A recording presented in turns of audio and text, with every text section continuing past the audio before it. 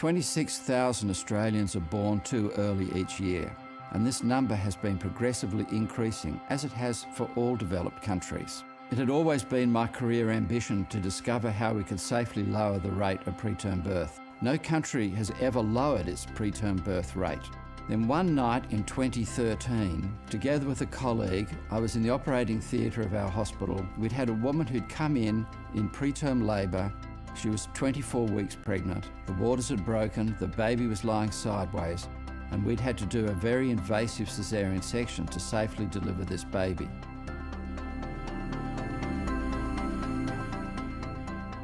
We handed the baby of 600 grams to the paediatricians, and I knew what lay ahead for the child and for the family.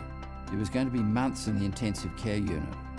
Our paediatricians will do a wonderful job, but there's no getting away from the fact that this child will spend its first few months in plastic, breathing through plastic and being fed through plastic. For the parents, the many months ahead can be very lonely and very frightening. Their child basically belongs to the hospital, and eventually when they're given the child to take home, they're full of fear as to what the future will hold. As we walked down the corridor, I said to our registrar, 6 weeks ago this woman would have had her mid-pregnancy scan.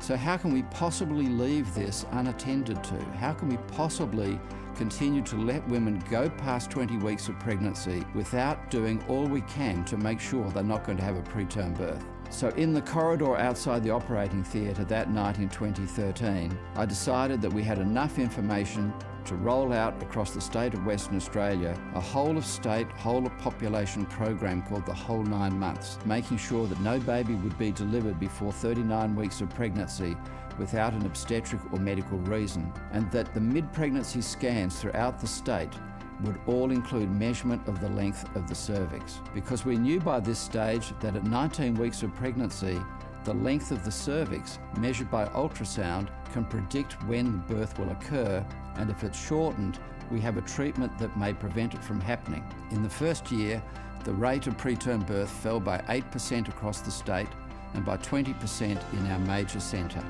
As a team, and me as an individual, we were absolutely astounded the success of this program could be so rapid. But indeed it has been, and it appears to be sustained. We were then supported to roll the program out across the rest of Australia, and in June 2018, the Australian Preterm Birth Prevention Alliance was born. Australia is now the first nation on earth to have a national program aimed at lowering this major complication of pregnancy. There's no doubt that in the field of prevention of preterm birth, Australia is now a world leader. And there is no reason why we can't continue to expand this effect and that the rest of the world can follow.